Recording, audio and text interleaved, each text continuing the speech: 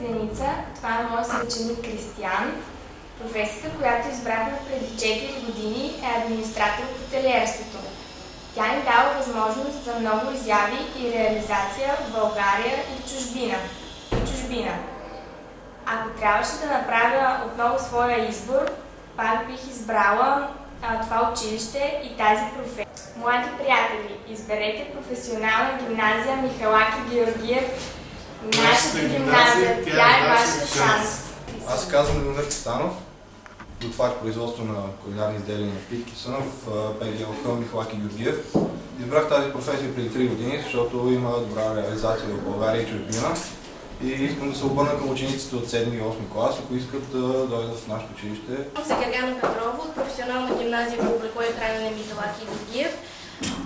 Професията ми е ресторантьор, специалност кетеринг. Избрах тази професия, защото имам възможност да се реализирам в бъдеще и в България. Скъпи приятели от 7 и 8 класове, изберете тази гимназия.